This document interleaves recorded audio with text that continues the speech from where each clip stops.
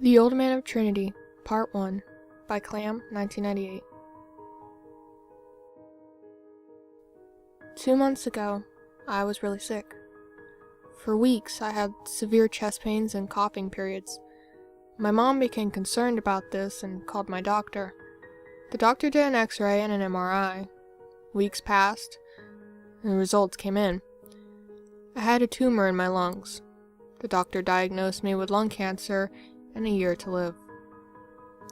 The town I previously lived in was a small one, so word spread quickly. It wasn't long before everyone knew of my cancer. My family's treated differently, and I was the target of sympathy. Because of those reasons, we moved cities, wanting to start fresh. 1 month later, our house sold, and the next chapter of our lives started. The town was called Trinity.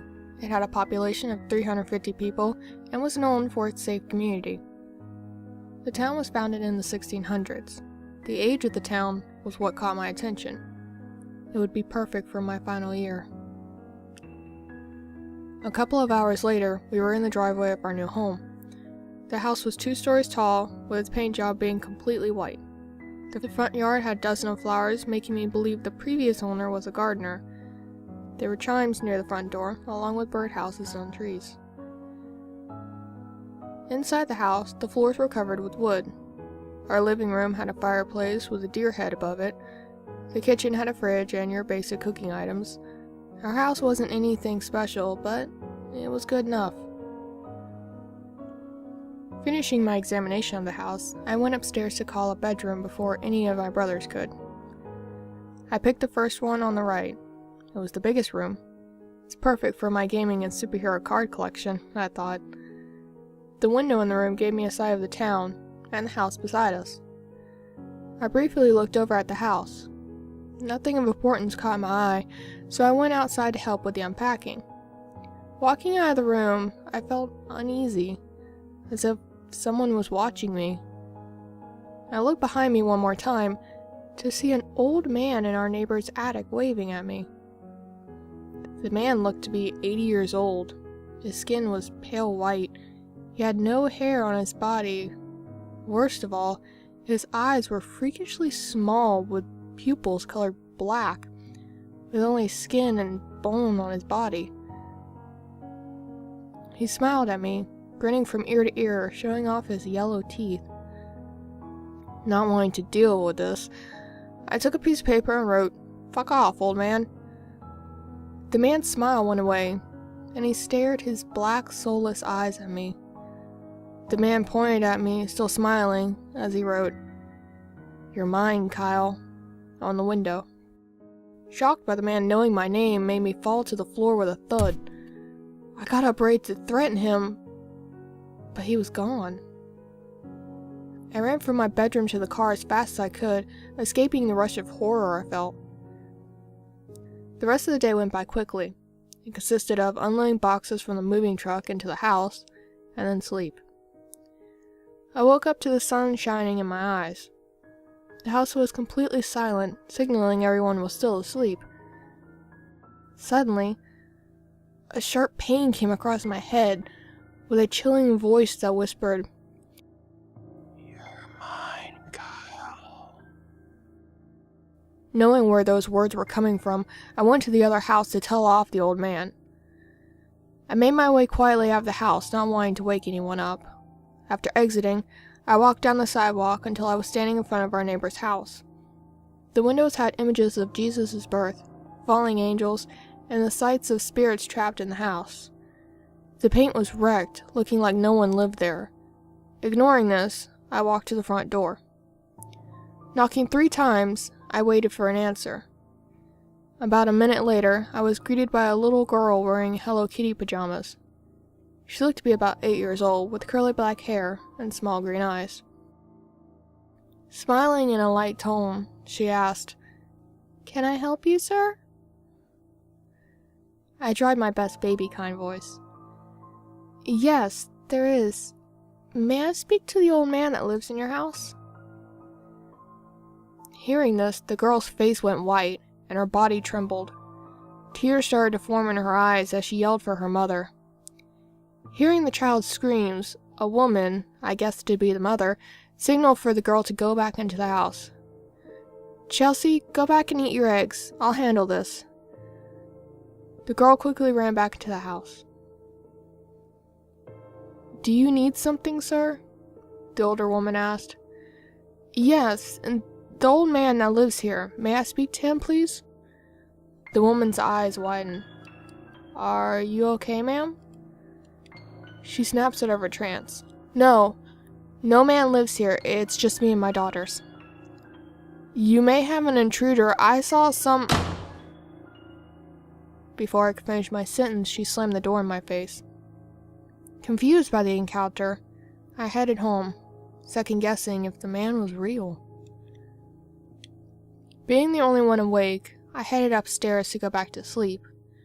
I looked out the window, staring at the other house, expecting to see the old man with that terrifying smile, but nothing was there. Convinced I made the encounter up, I went back to sleep. I woke to my alarm clock going off. Turning it off, I got dressed, deciding to meet the rest of the neighbors. Fully clothed, I walked to the bedroom door, pulling on the handle. It wouldn't open.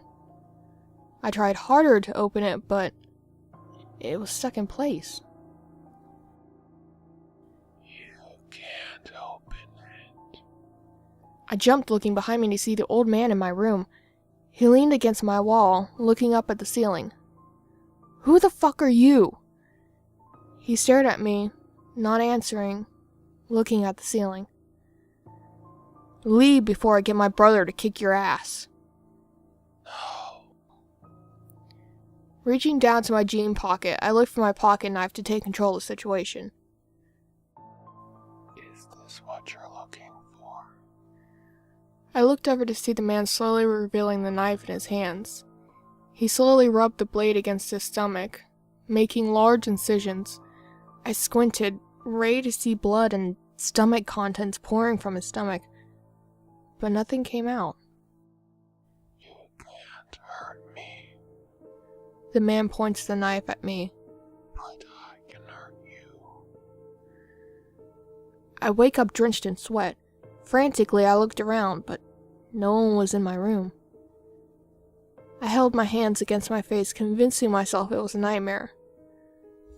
After multiple deep breaths, I gathered the courage to approach my door.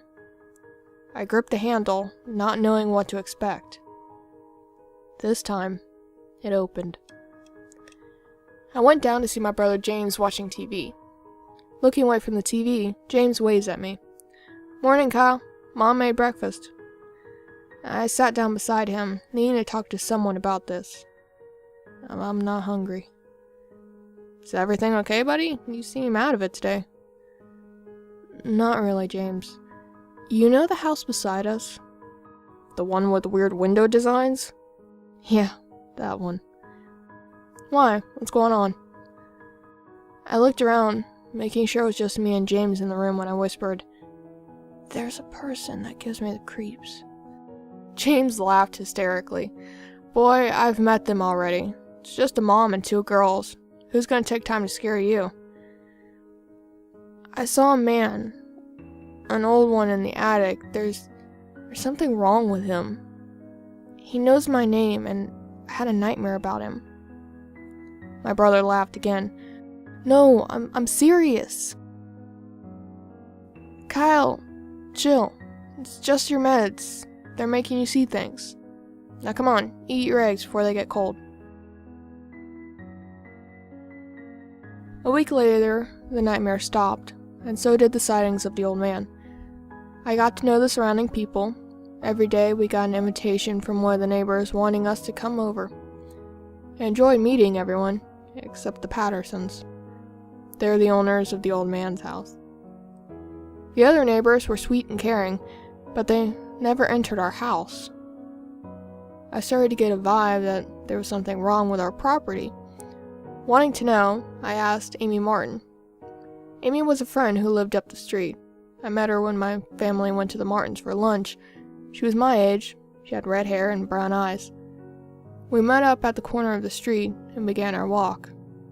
About 10 minutes of walking later, I made my move. Amy? What is it, Kyle?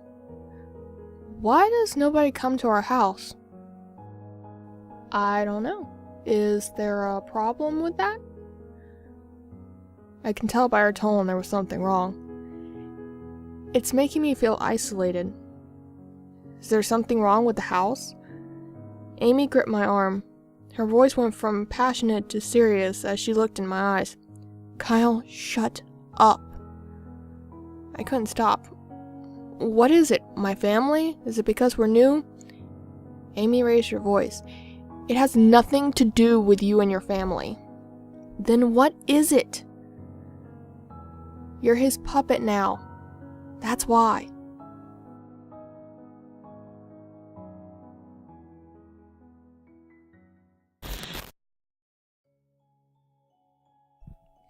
Hello everyone, Ms.Gothika here. I hope you enjoyed that story. I know I did. If you did, go ahead and hit that like button, and comment down below any stories you would like for me to read next. It's always great to get feedback and to know what you guys would like to hear on my channel. If you would like to become one of the little ghouls here, go ahead and subscribe and hit that bell for notifications when I upload. And I will see you all in my next video. Sweet dreams.